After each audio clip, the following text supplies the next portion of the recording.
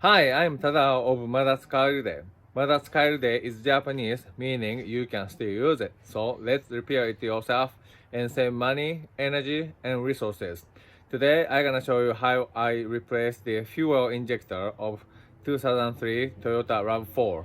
Actually, I've been struggling with the check engine lamp. That's P0171. The bank one engine is too lean, and I did many things actually. I replaced the MAF, mass air flow meter, and the sensor, and also I did the vacuum leak check with the smoke. I made a smoke detector, and I did it, and I didn't find anything.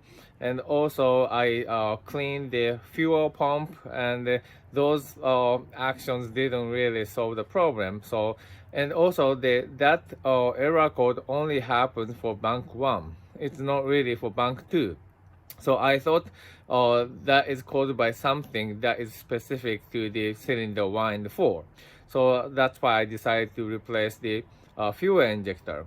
However, after I finished the replacing it, it didn't really solve the problem, or it actually got worsened. So the fuel trim for bank 1 got really high, and also the fuel trim for bank 2 got really low. So I don't know what the cause is, but anyways, I replaced the fuel injector, and then I'm gonna show you how I did it.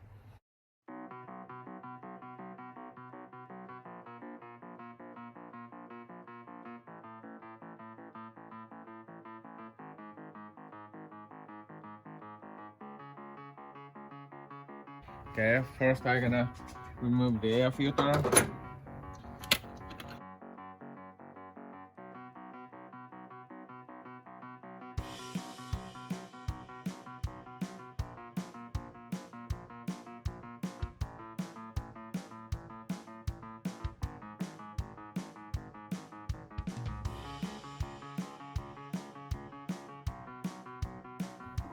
I'm gonna take this guy because it's on the way for the fuel injection.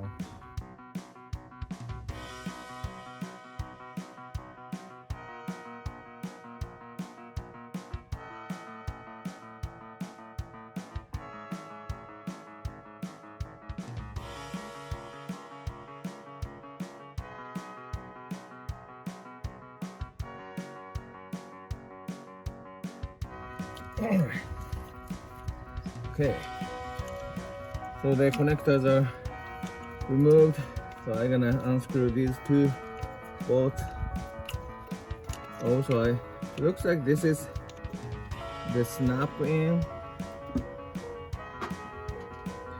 So this is the snap in hose. So I think it's after removing this I can just disconnect the fuel line here.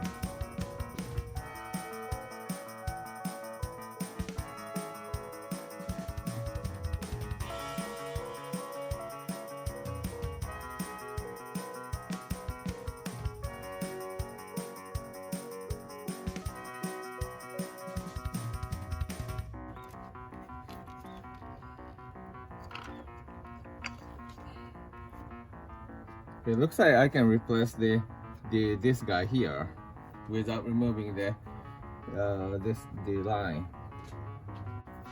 So this is the old injector. You can see that the nozzle is really dirty. So this is the new one. So I'm gonna install these guys here.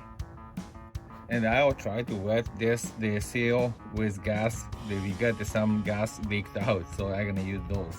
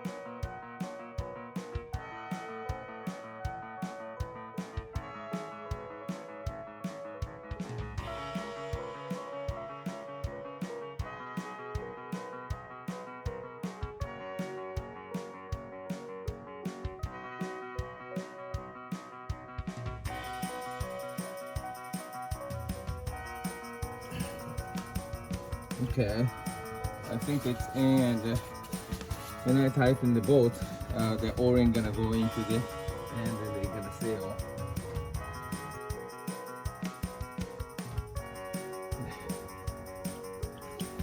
So I'm gonna make sure the bolt gonna go in with finger tight deep enough so that all the alignment for the holes are fine. And I think this is really good.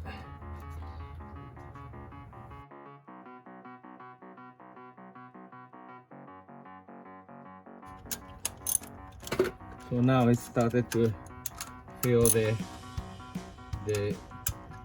resistance, so the part is all the way in. So I'm gonna tighten it well.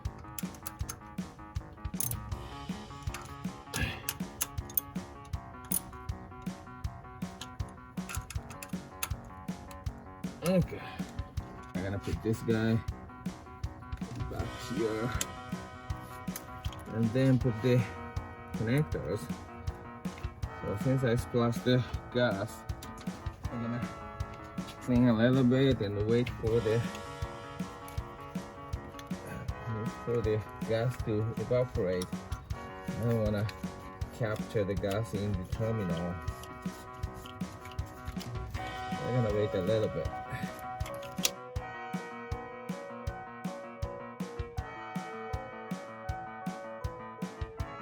I found a bad leak of gas here. It's not really safe. It's really bad. I think it's coming from the number one or this guy. I think it's coming from this guy. Others looks okay, so I'm gonna loosen the bolt one more time and retighten it. I tried to loosen and tighten, but they still have a leak, so I decided to take apart one more time, and I decided to remove this. But this is a quick connect. I don't really have a tool, so I made this with a thin metal, and I hope this is gonna work.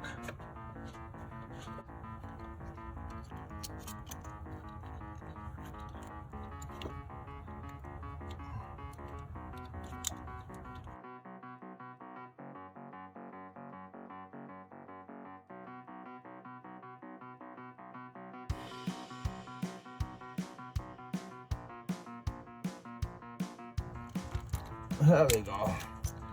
Good. Okay. So this worked. Great. So I didn't need to buy a tool to disconnect this the quick coupling. So I'm gonna take off this guy and see why it doesn't really seal.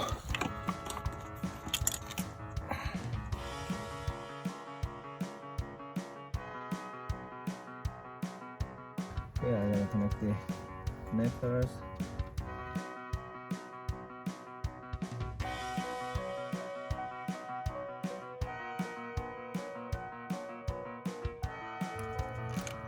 And I'm gonna put back the plate.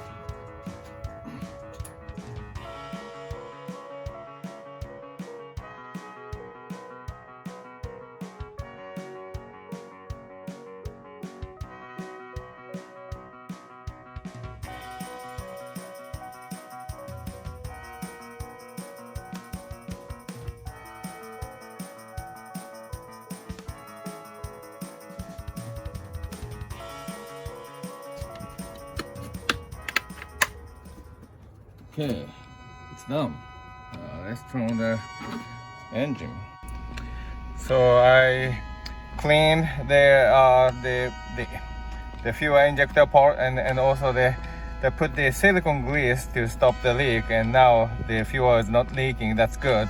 And I erased the check engine lamp, but the fuel trim is still high on the bank 1. So total fuel trim is about 40. So I think I'm gonna get the check engine lamp soon.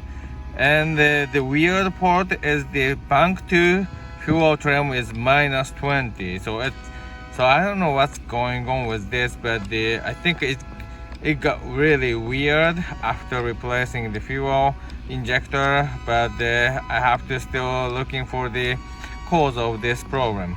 And I'm gonna stop here today, and thank you very much for watching. Bye.